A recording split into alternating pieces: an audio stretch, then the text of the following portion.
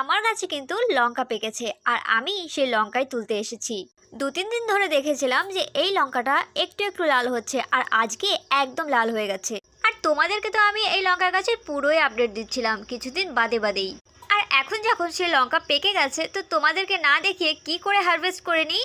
আমার গাছে কিন্তু গাছ ভর্তি হয়ে লঙ্কা হয়েছে, একটা ফুলও কিন্তু নষ্ট হচ্ছে না। আর এই দেখো, প্রত্যেকটা পাতার পাশ থেকে দুটো দুটো করে লঙ্কা হচ্ছে আর দুটোটা লঙ্কাই কিন্তু হচ্ছে, একটাও কিন্তু খারাপ হচ্ছে না। একদম 100% ভাবে কিন্তু এই লঙ্কাগুলো হয়েছে, আমি কিন্তু কিচ্ছুই করিনি। এমনকি আমি তো এই লঙ্কা গাছ নিজে হাত থেকে লাগাই পর্যন্ত দিইনি। বিশ্বাস করো, আমি বিচি ফেলেছিলাম এই ড্রামটার মধ্যে যে চারা হবে, তারপর আমি তুলে অন্য জায়গায় লাগাবো। তো অনেক দিন ধরে চারা হয়েই যাচ্ছে, বড় হয়ে যাচ্ছে, আমি আর তুলে কিন্তু অন্য কোথাও লাগাতে পারিনি। গাছগুলো কিন্তু আমাকে অনেক টাইম দিয়েছিল অন্য জায়গায় তুলে লাগানোর জন্য, কিন্তু আমার তো সময় হচ্ছিল না।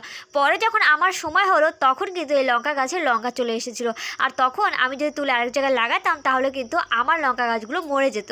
আর এই হয়েছে আমার আরেকটা লঙ্কা গাছ। আর তোমাদেরকে বলে দিচ্ছি, এই লঙ্কাগুলো না এত ভালো কি বলবো, ছোট ছোট গাছে কিন্তু ফল চলে আসে, বেশি দিন কিন্তু ওয়েট করার দরকার হয় না, আর গাছ ভর্তি ফল হয়, কি সুন্দর হয়েছে। আর খেতেও কিন্তু অনেক দারুণ লাগে। আর এখন আমি এই লঙ্কাটাকে তুলে নেব। একদম টমেটোর মতো টুকটুকে লাল হয়েছে, যেমন দেখতে তেমনই কিন্তু খেতে। আর স্পেশালি লঙ্কার মধ্যে কিন্তু আমার এই লঙ্কাটাই ফেভারিট। এটা যদি লঙ্কা না হয়ে অন্য কোনো ফল হতো তাহলে আমি এতক্ষণে খেয়েই ফেলতাম। আমার তো লোভ সামলাচ্ছিল না, লঙ্কা বলে এটাকে ছেড়ে দিলাম। তারপর 2 দিন পরে এসে দেখি আরও দুটো লঙ্কা পেকেছে, এই দেখো, একই সঙ্গে দুটো। আর গাছে কিন্তু পাকা লঙ্কা মোটেই রাখতে দেওয়া যাবে না, তাহলে কিন্তু বাকি লঙ্কার গ্রোথ হবে না। তাই জন্য সবসময় পাকা লঙ্কাগুলোকে আমাদেরকে ছিঁড়ে ফেলতে হবে। আর চাইলে পরে কাঁচা লঙ্কা ছিঁড়ে খাওয়া যায়।